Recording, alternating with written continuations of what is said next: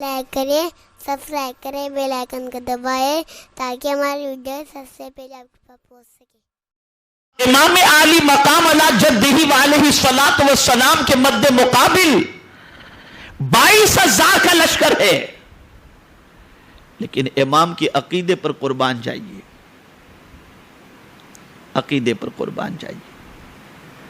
ایسا نہیں کہ صحابہ کو یہ معلوم نہ تھا کہ کربلا کے حوالے سے حضور نے کیا فرمایا ہے، صحابہ جانتے تھے۔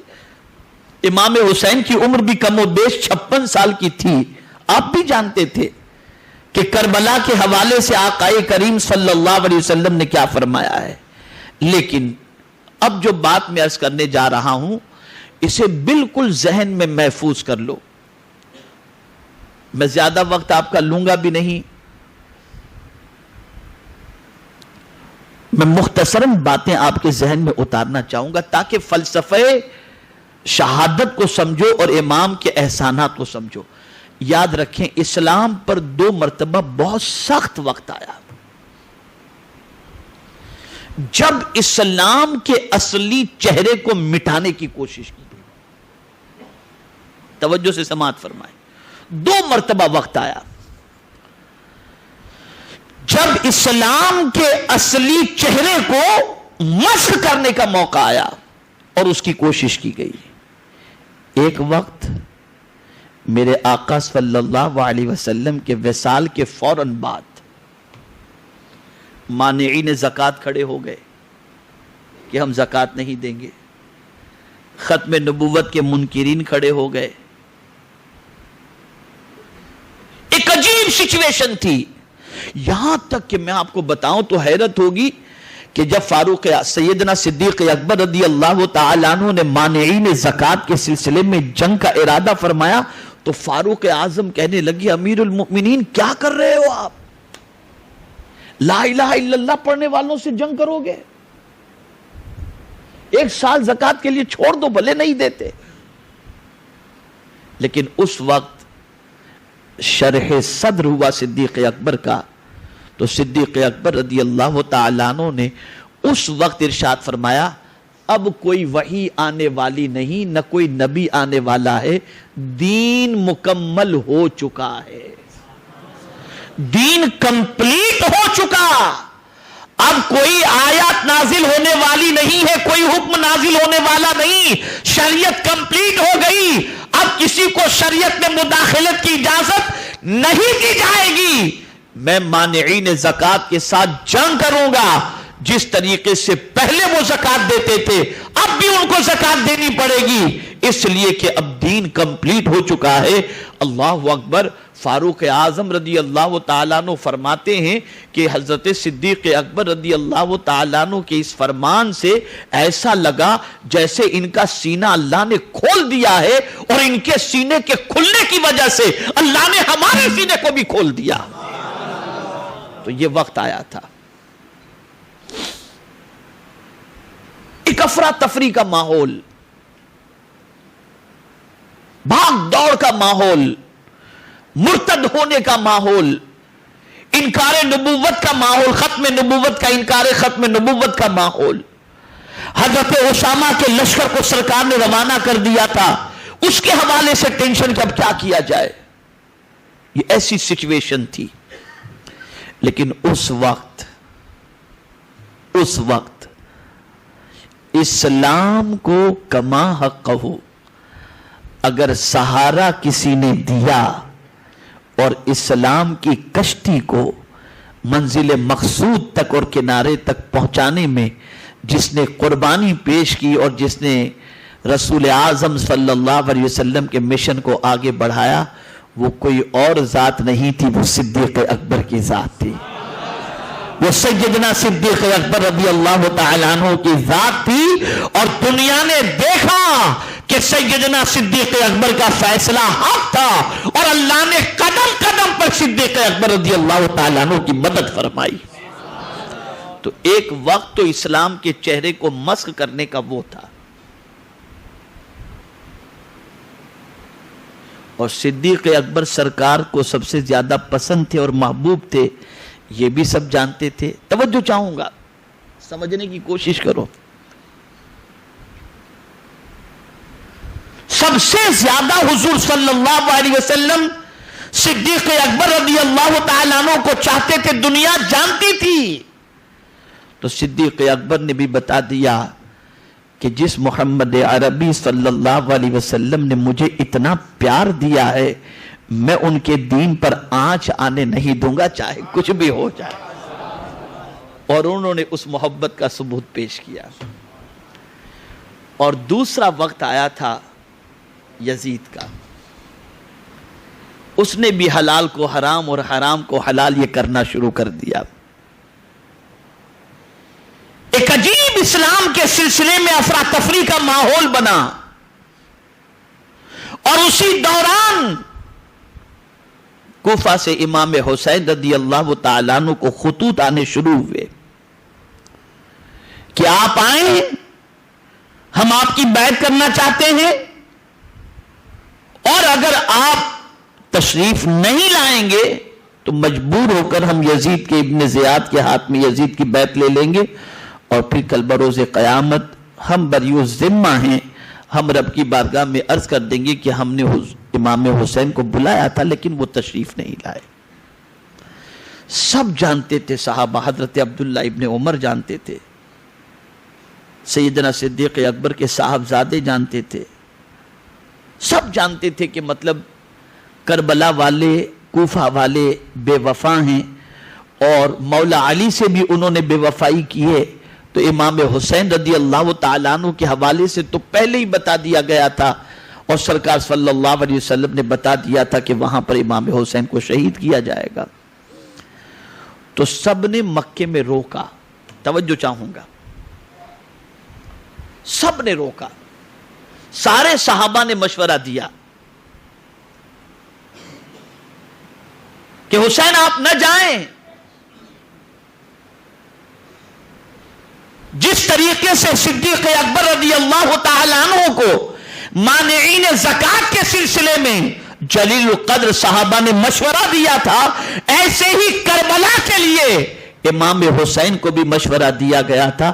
تو وہاں بھی میرے کریم نے امام حسین کا شرح صدر فرمایا, اور امام حسین رضی اللہ تعالیٰ عنہ نے ارشاد فرمایا, مجھے یہ بتاؤ کہ کل بروز قیامت اگر انہوں نے رب کی بارگاہ میں شکایت کی تو اس کا جواب میں کیا دوں گا؟ یہ حق کے لیے مجھے آواز دے رہے ہیں, اور اگر میری قضا لکھی ہے تو دنیا کی کوئی طاقت اسے ٹال نہیں سکتی, نہیں ٹال سکتی. میرے امام تشریف لے گئے, اور جو کچھ ہوا اتنی مرتبہ اس کے واقعات سنا دیے گئے ہیں کہ میں سمجھتا ہوں کہ اب ان واقعات کو مزید سنانے کی ضرورت نہیں, سب کو یاد ہوں گے. لیکن میں ایک فکر آپ کو دینا چاہتا ہوں. کیا امام حسین کو زندگی پیاری نہیں تھی؟ لیکن تصور تھا موت کی تیاری. موت آئے تو ایسی حالت میں آئے جو موت اللہ عز و جل کو پسند ہو.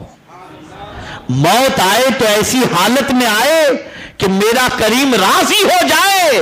اس لیے ان کے دل و دماغ میں تصور تھا, تو یہی تصور تھا. اس لیے امام حسین دنیا کے لیے نہیں گئے تھے, بلکہ میرے امام دین کی حقانیت, دین کی سالمیت اور دین کی ترویج و اشاعت اور اصلی دین کی حفاظت کے لیے, اور اس کو بے نقاب کر کے دنیا کے سامنے پیش کرنے کے لیے اپنی جان کی بازی لگانے کو تشریف لے گئے تھے. اور یہی وجہ ہے کہ میرے پیارے آقا صلی اللہ تعالی علیہ وسلم کے پیارے دیوانوں, کہ آج حق و باطل کے درمیان امتیاز کے سلسلے میں سب سے اہم چیز اگر کچھ نظر آتی ہے تو وہ یہی آتی ہے کہ کلمہ پڑھنے والے امام حسین کے خیمے میں بھی تھے, اور کلمہ پڑھنے والے یزیدی خیمے میں بھی تھے, لیکن اللہ اکبر, جو حسین کے ساتھ رہا وہ حق پر ہے, اور جو یزید کے ساتھ رہا وہ باطل پر ہے. آج بھی یہ سچویشن ہے. آج تک ہم کہتے تھے اور اعلیٰ حضرت عظیم البرکت امام عشق و محبت کا حوالہ پیش کرتے تھے تو دنیا اعتراض کرتی تھی یہ سنی لوگ تو خالی پیچھے ہی پڑے. جیسے مثال کے طور پر میں بتاؤں, اگر کوئی سنی یہ کہتا کہ آپ حرم شریف جائیں تو وہاں وہابی امام کے پیچھے نماز نہ پڑھیں, تو سنی ہی بہت سارے کہتے تھے وہاں جا کر بھی یار یہ سنی اس طریقے کی باتیں کرتے ہیں. لیکن آپ کو معلوم ہے ابھی 2-3 دن پہلے حرم شریف کے امام کا انٹرویو آیا, اس مردود نے صاف لفظوں میں امریکہ کے حوالے سے کہا, سدیس نے, کہ پوری دنیا میں امن قائم کرنے کے لیے سعودی اور امریکہ یہ دونوں مل کر پوری دنیا میں امن قائم کریں گے. اور پوری دنیا میں اس وقت جو مسلمانوں کی موتیں واقع ہو رہی ہیں اور افراتفری کا ماحول ہے, اس میں امریکہ کا کلیدی رول ہے اور سعودی کا کلیدی رول ہے. سیریا کو کس نے تباہ کیا؟ آج یمن کس کے ہاتھوں سے تباہ ہو رہا ہے؟ آج یہودیوں کے ساتھ ہاتھ کون ملا رہا ہے؟ آج نہتے فلسطینیوں کے اوپر بمباری کون کر رہا ہے؟ کون کر رہا ہے؟ یہ سب یہی لوگ کر رہے ہیں. ان کے عقیدے کو سمجھو, اور یہ وہ لوگ ہیں جو پکے یزیدی ہیں اور یزید کے حوالے سے اچھی سوچ رکھتے ہیں.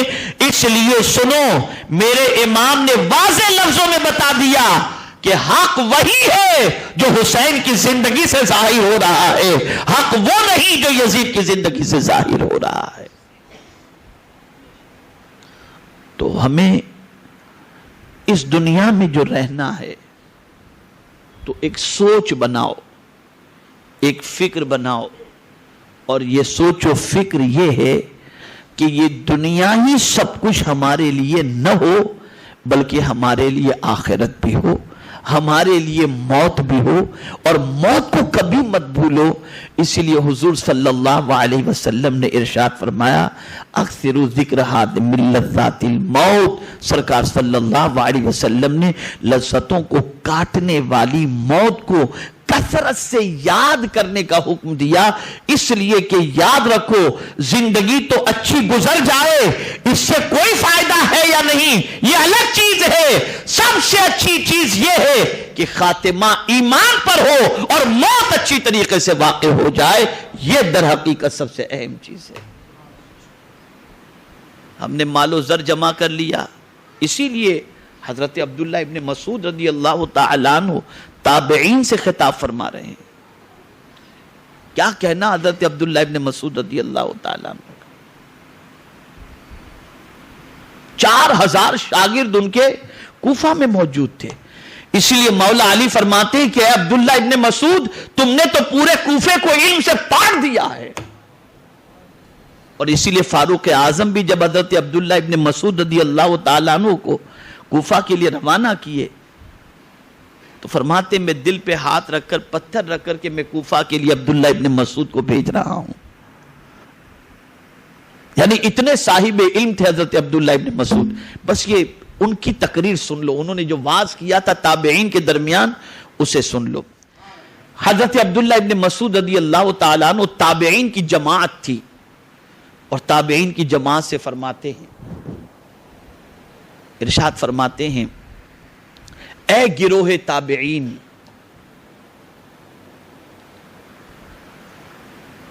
تم بہت اچھے ہو, تمہاری نمازیں, تمہارے روزے, تمہارے حج, تمہارے عمرے صحابہ سے بھی زیادہ ہیں.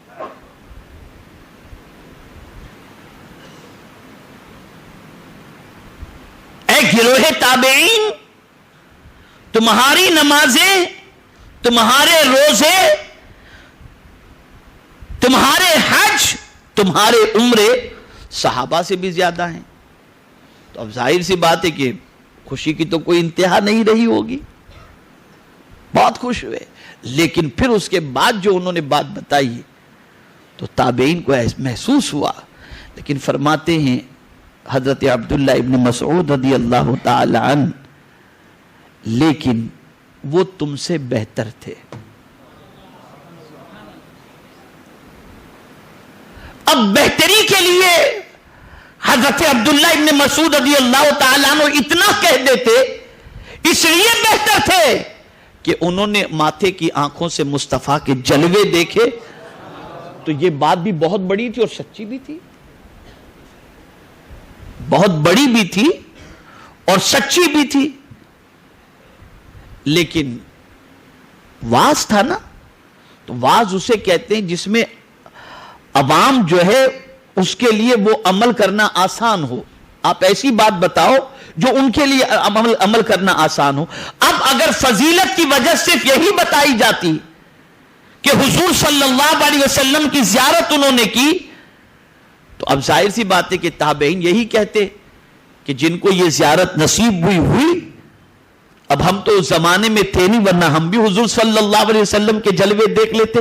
لیکن حضرت عبداللہ ابن مسعود نے اس وجہ کو بیان نہیں فرمائی. وجہ کیا بیان فرمائی؟ فرماتے ہیں کانو ازہد من الدنیا وارغب فی الآخرہ او کما قال. فرماتے ہیں وہ تم میں سب سے زیادہ دنیا سے بے نیاز تھے اور آخرت کی طرف توجہ دینے والے تھے. یعنی صحابہ جو بھی کام کرتے تھے ان کی نظر کبھی دنیا پر نہیں ہوتی تھی، آخرت پر ہوا کرتی تھی. آخرت پر ہوا کرتی تھی. وہ ہمیشہ یہ سوچتے تھے کہ عمل کا انجام کیا ہے. اسی لیے صدیق اکبر کی دعا پر مجھے حیرت ہوتی ہے، کیا عظیم دعا انہوں نے کی. وہ دعا کرتے تھے اللہم اجعلنی خیر عمری آخرہ واجعلنی خیر عملی آخرہ واجعلنی خیر یوم القاک کما قال. کہ اللہ میری زندگی کا آخری عمل اچھا فرما، میری زندگی کی عمر کا آخری حصہ اچھا فرما، اور قیامت کے دن جب میں رب سے ملوں تو وہ ملنا بھی میرا اچھا فرما دے. یہ دعا ہوا کرتی تھی. اب میں آپ سے پوچھنا چاہتا ہوں کہ آپ کی سمجھ میں یہ بات آسانی سے آ چکی ہوگی کہ امام حسین رضی اللہ تعالیٰ عنہ کے لیے جان دینا اس لیے آسان ہو گیا کہ وہ جانتے تھے کہ یہ دنیا تو فنا ہونے والی ہے، اصل زندگی تو آخرت کی ہے. اگر موت اچھی ہو گئی تو آخرت اچھی ہو جائے. تو وہ موت کی تیاری میں تھے. ہماری ویڈیو کو لائک شیئر ضرور کریے.